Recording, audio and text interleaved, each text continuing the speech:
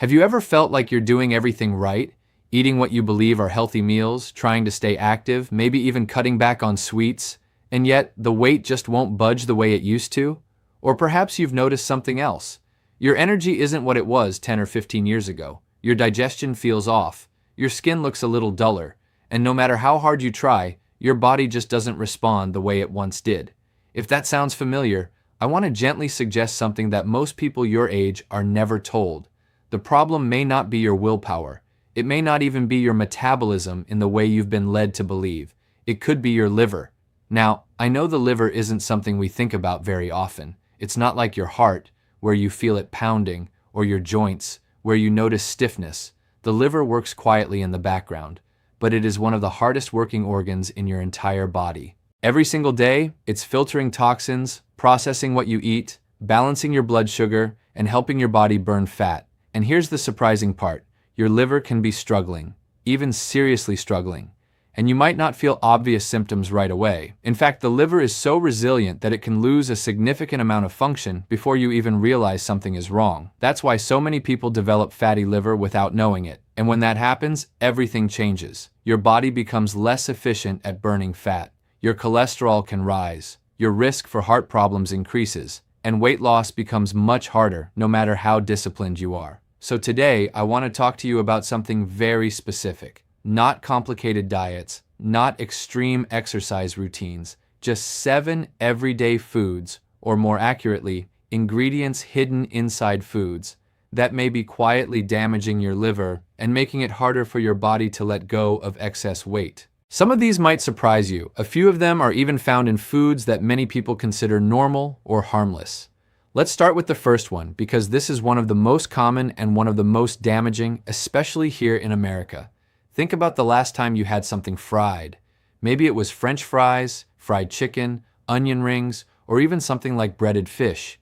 It might have been from a restaurant, a fast food place, or even something you heated up at home. What most people don't realize is that the real danger isn't just that the food is fried, it's how the oil is used. In many restaurants and fast food kitchens, oils are heated over and over again. The same batch of oil might be used for hours, sometimes even days. It's heated, cooled, and reheated repeatedly.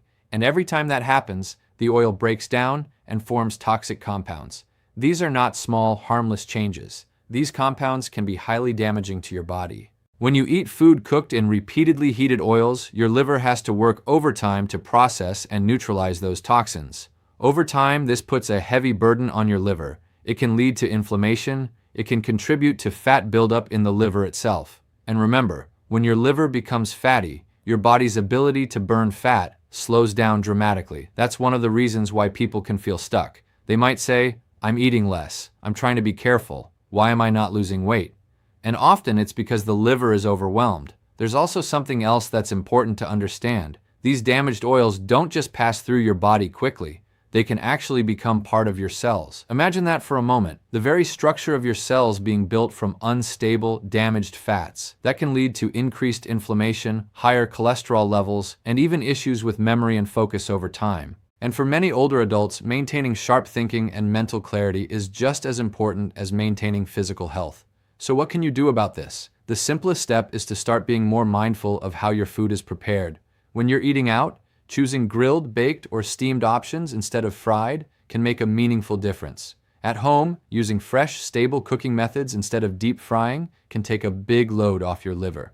Now, the second category is closely related, but it's a little more hidden, and in many ways, even more widespread. This has to do with vegetable oils and trans fats. Now, when we hear the word vegetable, we tend to think something is healthy. Vegetables are good for us, so vegetable oil must be good too, right? Unfortunately, it's not that simple. Many of the oils used in processed foods today, like soybean oil, corn oil, and canola oil, go through heavy industrial processing. They're often refined, bleached, and deodorized to make them look and taste appealing. And in that process, they lose their natural structure. On top of that, some of these oils are turned into trans fats through a process called hydrogenation. This is done to make them last longer on shelves and give foods a certain texture. You'll often find these in margarine, packaged snacks, baked goods, and processed meals. The problem is that your body doesn't recognize these altered fats very well. Your liver has to work extremely hard to break them down, And over time, these fats can contribute to inflammation and damage at a cellular level. There's also something called advanced glycation end products, or AGEs. You don't need to remember the name, but the concept is important. These are harmful compounds that form when sugars and damaged fats interact in your body. They accelerate aging, not just on the outside, like wrinkles, but inside your organs as well. That includes your liver. So while these oils might seem harmless because they're so common, they can quietly speed up the aging process and make it harder for your body to function efficiently. And again, this circles back to weight loss. When your body is dealing with inflammation and cellular stress, it shifts into a protective mode. It holds on to fat rather than burning it. Now, I want to pause here for just a moment and say something important. This is not about perfection. You don't have to eliminate every single source of these foods overnight. The goal is awareness and gradual improvement. Maybe it starts with reading labels a little more carefully. Maybe it means choosing butter or olive oil at home instead of highly processed oils. Small changes, repeated consistently, can make a big difference over time. As we continue, there's another hidden source of liver stress that many people don't think about at all, and it often shows up in everyday foods you might already have in your kitchen. In fact, it often shows up in places you wouldn't suspect at all. Let me paint a picture for you. Imagine something as simple as a slice of bread, a handful of peanuts, or a snack made from corn. These are foods many people have eaten their entire lives without a second thought. They seem ordinary, safe, even comforting. But hidden within some of these foods is something called aflatoxin. Now, that's not a word most of us grew up hearing, and you don't need to remember the name. What matters is what it does. Aflatoxin is a natural toxin produced by certain types of mold that can grow on crops like corn and peanuts, especially when they're stored improperly or produced on a large industrial scale. Here's where it becomes important for you. Even in small amounts, when consumed regularly over time, this toxin puts stress on the liver. And the liver, as we've talked about, is the organ responsible for neutralizing harmful substances. So every time you're exposed to it, even in tiny doses, your liver has to step in and handle it. Day after day, week after week, year after year, over time, that constant burden can contribute to liver damage. In more serious cases, it's even been linked to liver disease and other long-term health issues. Now, I'm not saying you should be afraid of every peanut or avoid every corn product. That's not realistic, and it's not helpful. But this is where being a little more selective can go a long way. Choosing higher quality sources, opting for organic when possible, and being mindful of heavily processed foods that use corn derivatives like certain sweeteners and fillers can reduce your exposure significantly. It's not about fear, it's about awareness and better choices. And that leads us to another ingredient that shows up in far more places than most people realize. Have you ever opened a bag of chips and noticed how hard it is to stop eating them? Or sat down with a takeout meal and felt like you could just keep going, even when you were already full? That effect is not an accident. A big part of it comes from something called MSG, or monosodium glutamate. Now, MSG has been used for decades to enhance flavor. It makes food taste richer, more satisfying, more craveable, and that's exactly why it's so widely used in packaged foods, fast food, and many restaurant dishes. But here's the issue. MSG doesn't just affect your taste buds, it can also affect how your body responds to food. For one, it can encourage you to eat more than you normally would, which naturally leads to increased calorie intake. But beyond that, it also creates stress inside the body. Your liver has to process and detoxify it, and in doing so, it can contribute to something called oxidative stress. That simply means there's an imbalance between harmful compounds and your body's ability to neutralize them. Over time, that stress can damage cells, including those in your liver. Some people also notice that after eating foods high in MSG, they feel bloated or retain water.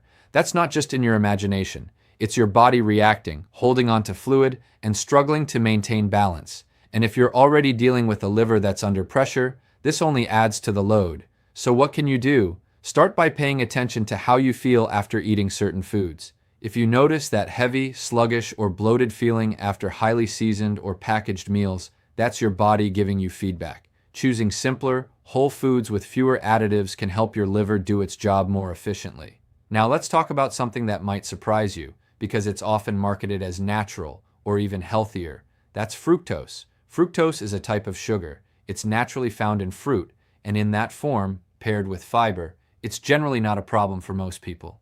But the issue today is not whole fruit. It's the concentrated forms of fructose that show up in processed foods. The biggest one is high fructose corn syrup. You'll find it in sodas, sweetened drinks, desserts, sauces, and even foods that don't taste particularly sweet, like certain breads and condiments.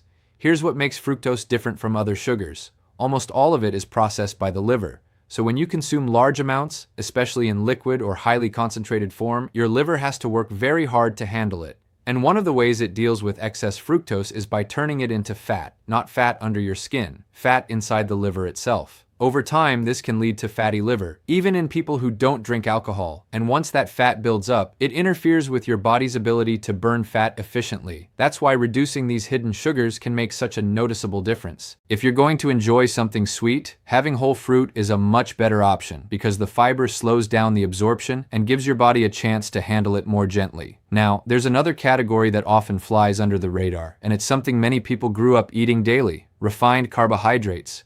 We're talking about things like white bread, pastries, crackers, and many breakfast cereals. Foods that have had their natural fiber stripped away, leaving behind a form of carbohydrate that your body absorbs very quickly. When you eat these foods, your blood sugar rises rapidly, and when that happens repeatedly throughout the day, your liver is constantly working to manage the excess glucose. Just like with fructose, when there's too much coming in, your body has to store it somewhere, and one of the places it ends up is, again, in the liver. Over time, this contributes to fat buildup and increased strain on the liver's ability to function properly. Some people describe it as feeling like their body is slowing down, and in a way, that's exactly what's happening. The system becomes less efficient. The encouraging part is that even small changes can help here. Choosing foods that are closer to their natural state, like vegetables, beans, and whole grains, can give your body the fiber it needs to process carbohydrates more smoothly. It's not about giving up everything you enjoy. It's about shifting the balance in a way that supports your body instead of working against it. And as we move forward, there's one more factor that ties many of these issues together in a very direct way, something that affects both toxins and sugar at the same time, and it's something many people already have a relationship with, sometimes for years, sometimes for decades. I'm talking about alcohol. Now, this isn't about judgment. For many people, a glass of wine with dinner or a drink with friends has been part of life for a long time. It's social. It's familiar. It can even feel relaxing at the end of the day. But when we look at it from the perspective of your liver, alcohol is a unique challenge. Unlike most foods, alcohol is treated by your body as a toxin. That means the moment it enters your system, your liver shifts its attention to dealing with it. It prioritizes breaking alcohol down above almost everything else. And that process isn't simple. Your liver has to convert alcohol into other substances before it can safely remove it from your body. Along the way, it creates byproducts that are actually harmful in their own right. So your liver is not only processing the alcohol, it's also managing the effects of those toxic byproducts. At the same time, alcohol behaves like sugar in your body. It can raise blood sugar levels and contribute to fat storage. So now your liver is dealing with both a toxin and a source of excess energy at the same time. That's why it's often described as a double burden. Over time, even moderate, consistent intake can lead to fat buildup in the liver. And once that happens, the liver becomes less efficient at doing all the other things it needs to do, like helping your body burn fat, balance cholesterol, and manage inflammation. Some people are surprised to learn that alcohol is not actually the leading cause of fatty liver today. In fact, the majority of cases are linked to the other factors we've been talking about: processed oils, sugars, and refined carbohydrates.